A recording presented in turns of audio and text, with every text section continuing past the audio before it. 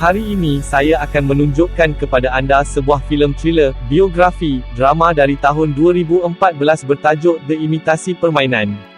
1951, Manchester, England. Ibu pejabat perkhidmatan perisikan rahsia MI6 menerima berita yang ada di rumah Alan Turing telah dirompak. Polis mencari Alan untuk menyiasat tentang kecurian itu, tetapi dia dengan angkuh menolak mereka, mengatakan bahawa mereka tidak akan menemui pencuri itu walaupun dia meludahi muka mereka. Mereka fikir dia seorang individu yang mudah marah, enggan bekerjasama, yang menimbulkan syak wasangka bahawa dia mempunyai sesuatu untuk disembunyikan. Pada September 1939, perang telah diisytiharkan di London dan 800,000 kanak-kanak telah dipindahkan dari rumah. Alan Turing, 27, tiba di ibu pejabat MI6, menyamar sebagai Bletchley Radio Manufacturing. Alan santai dan tidak berjenaka apabila Komander Denniston tiba. Apabila Denniston melihat resumenya, dia menganggap Alan seorang genius, kerana dia telah menerbitkan saintifik kertas pada usia 23 tahun. Alan tidak menganggap dirinya sebagai seorang yang ajaib dan membandingkan dirinya dengan Newton dan Einstein, yang telah mencapai lebih banyak lagi pada masa mereka seusianya. Apabila Denniston bertanya kepadanya mengapa dia mahu bekerja untuk kerajaan British walaupun Alan tidak berbahasa Jerman, yang merupakan salah satu keperluan untuk pekerjaan itu kerana mereka terpaksa menyahkot komunikasi Jerman, dia adalah salah seorang ahli matematik terbaik di dunia. Dia menganggap kod Jerman sebagai teka-teki dan kemahiran bahasa tidak diperlukan. Apabila Denniston mengarahkan setiausahanya untuk mengiringinya keluar, Alan berkata, "Enigma," menunjukkan itu dia sedar tentang program rahsia yang dia sedang dipertimbangkan. Enigma ialah peranti penyulitan terhebat dan orang Jerman menggunakannya untuk semua penyulitan utama. Menyelesaikan Enigma akan menamatkan perang. Alan suka teka-teki dan Enigma ialah teka-teki yang paling suka. Semua orang percaya bahawa Enigma tidak boleh dipecahkan, tetapi Alan mengatakan bahawa mereka akan tahu dengan pasti selepas mereka memberinya pukulan. Alan menyertai 5 ahli program Enigma yang lain. Mereka mempunyai mesin Enigma sebenar yang diseludup keluar dari Berlin, tetapi mereka memerlukan tetapan khusus pada mesin untuk menyahkot mesej. Orang Jerman menukar tetapan setiap malam pada tengah malam. Setiap pagi pada pukul 6 pagi, pemecah kod memintas penghantaran pertama dan telah hampir 18 jam untuk memecahkan kod sebelum ia berubah dan mereka perlu bermula dari awal sekali lagi. Hugh, kapten unit Enigma mereka, mengira bahawa ini bermakna terdapat 159 juta kemungkinan setiap hari. Alan keberatan untuk beroperasi dengan pasukan, mengatakan bahawa yang lain hanya akan melambatkan dia, tetapi ketua MI6 Stewart memberitahu mereka bahawa 4 lelaki telah meninggal dunia dalam beberapa minit terakhir kerana kod yang tidak terputus dan mengarahkan mereka untuk memulakan. Alan menceritakan bahawa adalah mudah untuk mendapatkan mesej Jerman, tetapi adalah mustahil untuk menyahkotnya. Enigma mempunyai begitu banyak tetapan yang jika 10 orang mencuba satu tetapan setiap minit, ia akan mengambil masa 20 juta tahun untuk mencuba semua kombinasi yang mungkin, menunjukkan bahawa tugas ini adalah dimaksudkan untuk mesin. Anak-anak kapal ingin berehat makan tengah hari, tetapi apabila mereka bertanya kepada Alan, dia tidak faham.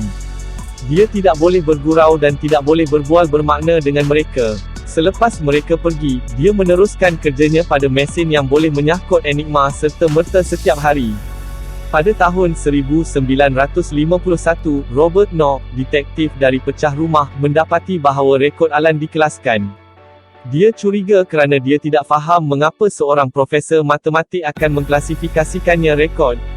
Dia memalsukan kertas dengan mesin type dan dapat mendapatkan rekod Alan. Pada tahun 1939, Alan mengadu kepada Denniston bahawa kapten pasukannya, Hugh, telah menolaknya.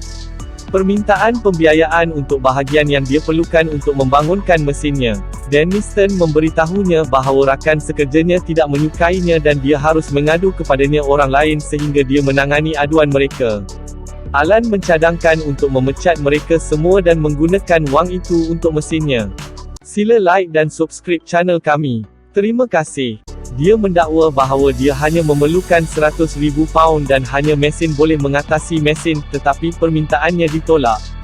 Alan bertanyakan tentang pegawai atasan Denniston dan mengetahui bahawa Winston Churchill bertanggungjawab.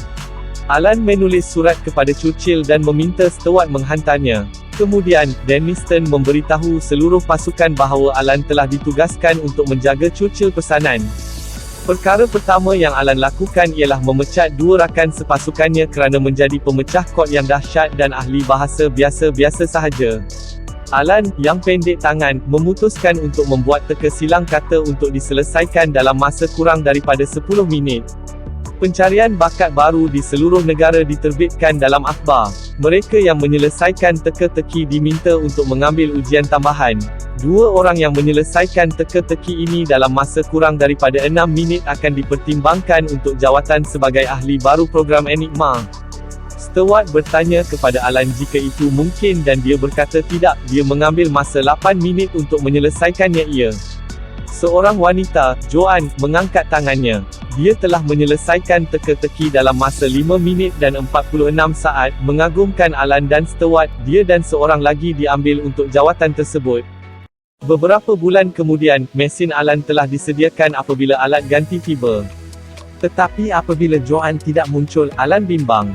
Dia pergi ke rumahnya dan cuba meyakinkan ibu bapanya bahawa dia penting untuk kerjanya. Joan mengadakan perbualan peribadi dengan Alan, walaupun ibu bapanya mendengarnya. Joan berpendapat bahawa menurut ibu bapanya, adalah tidak senonoh bekerja dan tinggal di kalangan lelaki. Alan menangkap dan untuk menggembirakan ibu bapanya, dia dengan lantang menasihatinya untuk bekerja di kalangan wanita di Jabatan Kesetiausahaan. Joan mengemas barangnya dan pergi bersama Alan. Dia bertanya kepadanya mengapa dia begitu berhasrat untuk membantunya.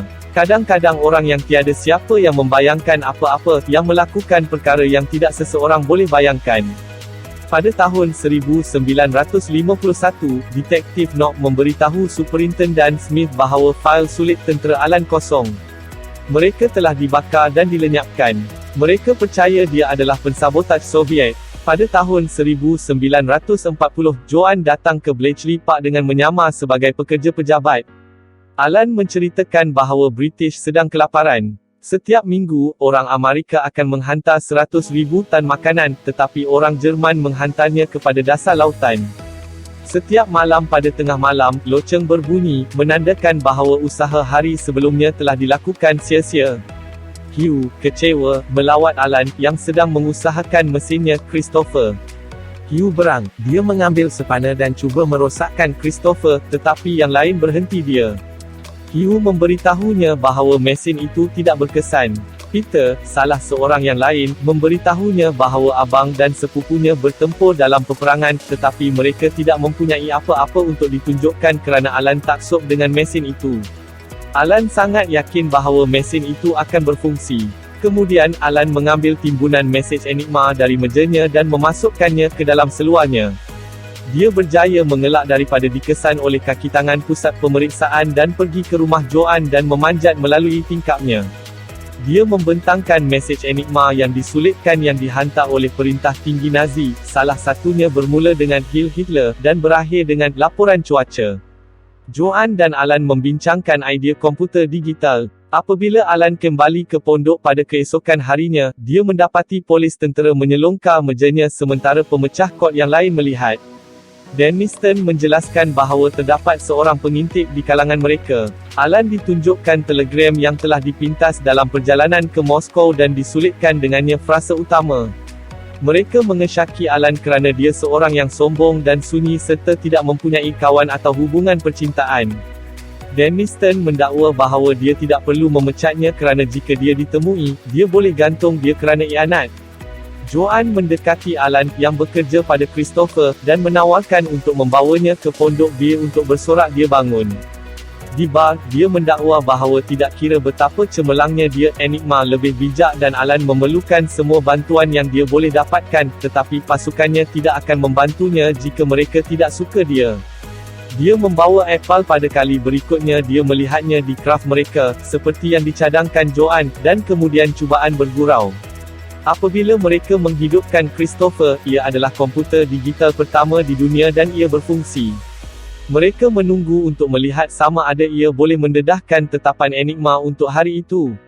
Beberapa hari kemudian, konflik timbul apabila Christopher gagal menghasilkan keputusan, menurut Denniston pejabat.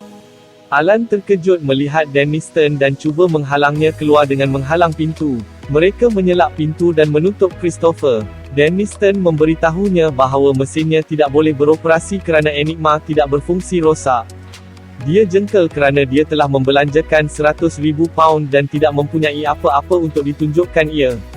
Alan mempertahankan jenteranya, tetapi ia masih belum menyahkot satu transmisi Jerman. Hugh menghentikan Denniston dan berkata bahawa jika dia memecat Alan, mereka juga perlu dipecat, kerana mereka percaya mesinnya boleh berfungsi.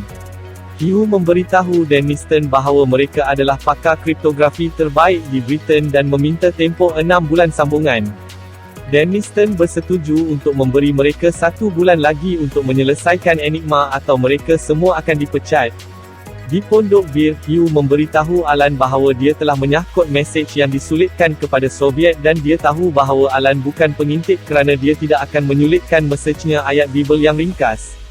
Pada tahun 1951, Detektif Knock dimaklumkan bahawa mereka telah menemui pencuri Alan. Salah seorang lelaki yang merompak rumahnya adalah homoseksual dan begitu juga Alan, dia bukan perisik Soviet. Knock tidak percaya, tetapi pada masa itu masih boleh dihukum untuk menjadi homoseksual. Pada tahun 1941, Joan pulang ke rumah untuk mencari Alan cuba menyelesaikan persamaan matematik jadi Christopher boleh berjalan melalui lebih banyak tetapan setiap blok 18 jam. Dia menghalang Alan untuk memaklumkan kepadanya bahawa dia mesti pulang ke rumah kerana ibu bapanya tidak berpuas hati dengan dia berusia 25 tahun dan bujang. Dia menunjukkan emosi dan mengakui bahawa dia suka bercakap dengannya dan menasihatinya untuk berkahwin. Dia fikir dia merujuk kepada Hugh atau Peter, tetapi dia merujuk kepada dirinya sendiri.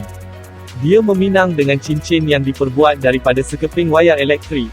Dekat pondok, ada sambutan pertunangan mereka. Semasa Joan menari dengan Hugh, salah seorang anak kapalnya, John, berbual dengan Alan yang murung, yang mengaku gai. John bersimpati dengan Alan dan mengakui bahawa dia telah merasakannya sejak sekian lama. Dia menasihatinya untuk merahsiakannya kerana homoseksualiti adalah haram, dan Denniston adalah haram mencari sebarang sebab untuk memenjarakan Alan. Alan dan krunya telah menunggu Christopher untuk memecahkan kod, tetapi kemudian buzzer tengah malam bunyi dan mereka perlu bermula semula. Dalam masa 18 jam, mesin tidak akan dapat memproses alternatif sebanyak itu. Di pub, Alan terdengar Hugh bercumbu dengan rakan sekerja Joan dan menyedari tentang mesej berkod Jerman. Dia pecut merentasi Bletchley Park dan pusat pemeriksaan keselamatan. Dengan keseluruhannya anak kapal mengejarnya. Alan mencurahkan mesej yang telah didekod sebelum ini. Dia menunjukkan bahawa Christopher tidak perlu melihat melalui semua pilihan, tetapi itu komputer boleh mencari perkataan yang mereka tahu akan ada dalam mesej. Mereka mendapati bahawa keseluruhan laporan cuaca pukul 6 pagi berakhir dengan Heil Hitler. Untuk menguraikan kod, mereka boleh meminta Christopher mencari frasa cuaca, Heil, dan Hitler. Mereka mengujinya dengan mesej yang dihantar pada pukul 6 pagi. Christopher berhenti sepenuhnya. Mereka mengambil huruf yang dihasilkannya dan kembali ke mesin Enigma, tempat mereka menaiknya watak yang sama lagi. Mereka menyahkot mesej. Mereka telah memecahkan Enigma. Sepanjang malam, pasukan bekerja. Mereka telah menyahkot isyarat dan kini boleh mencipta peta yang menunjukkan semua kapal mereka menghadap kapal-kapal Axis. John mengulas bahawa terdapat hanya 5 orang di dunia yang tahu di mana setiap kapal berada Atlantik, dan mereka semua ada di dalam bilik ini. Joan menunjukkan bahawa kapal Axis akan menyerang konvoi penumpang British. Hugh cuba menghubungi Denniston untuk memberi amaran kepadanya, tetapi Alan mengganggunya. Dia menunjukkan bahawa mereka mesti membiarkan mereka tenggelam atau orang Jerman akan mengetahui bahawa mereka telah pecah Enigma. Pihak Jerman akan segera menghentikan hubungan radio dan menyemak semula reka bentuk Enigma. Untuk memastikan mereka memecahkan Enigma sebagai rahsia dan memenangi perang, mereka mesti mengorbankan nyawa daripada ratusan orang yang tidak bersalah. Apabila Peter menyedari bahawa abangnya berada dalam salah satu konvoi, dia rosak. Dia meminta hanya satu kapal ini dilaporkan kepada Denniston, tetapi Alan hanya meminta maaf dan semua orang setuju dengan dia. Alan dan Joan mengembara dengan kereta api ke London. Di sebuah kafe teh, mereka bertemu steward dan mendedahkan bahawa mereka telah menyahkot Enigma, tetapi mereka perlukan bantuan steward dalam menentukan jumlah maklumat yang hendak digunakan dan serangan yang hendak dihentikan. Jadi orang Jerman tidak percaya Enigma telah dipecahkan dan dia akan tampil dengan meyakinkan berbohong kepada orang ramai tentang bagaimana mereka mendapat maklumat. Semasa mereka meneruskan kerja mereka, Peter marah dengan Alan dan bertempur dengannya. Alan kemudian melihat Bibel dan mengingati kata-kata Hugh tentang perisik Soviet menggunakan ayat Bibel. John adalah pengintip, tetapi Alan tidak boleh menyerahkannya kepada Denniston kerana kemudian John akan memberitahu semua orang bahawa dia adalah homoseksual. Beberapa ketika kemudian, dia pergi berjumpa dengan Joan, tetapi apartmennya telah dibuang dan steward memaklumkan dia bahawa dia berada di penjara tentera. Itulah apabila Alan mendedahkan bahawa John adalah pengintip, tetapi dia tahu selama ini, dia meletakkan John di Bletchley Park dan memberi maklumat palsu kepada Soviet. Dia meminta Alan untuk membantunya dengan pengintipan. Ternyata dia berbohong tentang Joan, dia ada di pasar. Alan bertemu dengan Joan dan memintanya untuk berpisah dengannya kerana seksualitinya. Dia masih mahu bersamanya, dengan alasan bahawa mereka saling mencintai dengan cara mereka sendiri. Untuk menyelamatkannya daripada steward, dia berbohong kepadanya tentang tidak pernah menjaganya dan ini menyakitkan dia banyak. Pada tahun 1951, Alan memberitahu detektif Knock bahawa dia telah memberitahunya kisahnya dan kini mesti memainkan permainan tiruan untuk mengetahui sama ada dia adalah mesin atau manusia. Dia tertanya-tanya dengan kuat, adakah saya seorang wira perang? Adakah saya seorang penjenayah? Alan diberitahu oleh Knock bahawa dia tidak boleh menghakiminya. Alan memberitahunya bahawa dia tidak membantunya kerana Alan tidak boleh menilai dirinya sendiri, kerana dia menghidap sindrom Asperger. Pada tahun 1953, Joan melawat Alan, yang lebih tua dan tinggal bersendirian. Alan gugup dan memberitahunya bahawa hakim telah menawarkan dia pilihan 2 tahun penjara atau 2 tahun terapi hormon mingguan untuk membantunya mengatasi kecenderungan homoseksualnya. Cincin perkahwinannya menarik perhatiannya dan dia memberitahunya tentang suaminya dan dia gembira. Dia meminta dia melakukan teka silang kata daripada nostalgia, tetapi dia tidak dapat melakukannya kerana otaknya telah rosak oleh rawatan hormon. Joan menjelaskan kepadanya bahawa tiada siapa yang boleh melakukan apa yang mereka lakukan jika mereka adalah orang biasa. Dia berada di dalam kereta api pagi itu, melalui sebuah bandar yang tidak akan wujud jika Alan tidak pernah ke sana. Dia membeli tiket daripada seorang lelaki yang hampir pasti akan mati jika bukan kerana Alan. Dia bersyukur dia tidak dilahirkan dengan personaliti tipikal. Dunia adalah tempat yang sangat baik kerana anda. Tidak normal, dia memberitahunya. Alan bersendirian di rumahnya. Dia merenung sayu pada Christopher, superkomputernya, dan pasangan hidupnya, sebelum menukar mati lampu. Potong kepada 6 kriptografi yang memusnahkan semua bukti Enigma. Alan membunuh dirinya sendiri pada tahun 1954, selepas setahun terapi hormon yang diamanahkan oleh kerajaan. Pada 2013, Ratu Elizabeth II memberikan Alan Turing pengampunan di Raja Anumerta sebagai pengiktirafan usahanya semasa perang. Menurut ahli sejarah, menyelesaikan Enigma mengurangkan perang selama lebih daripada 2 tahun, menjimatkan lebih banyak lagi daripada 14 juta nyawa. Ciptaan Alan Turing mencetuskan penyelidikan selama beberapa dekad ke dalam mesin Turing, atau komputer seperti yang diketahui sekarang. Tamat. Terima kasih kerana menonton. Langgan jika anda ingin melihat lebih banyak video seperti ini. Sila like dan subscribe channel kami. Sokongan anda sangat diperlukan untuk channel ini terus beroperasi. Sila layari peti deskripsi channel ini di bawah untuk beri sokongan anda. Terima kasih.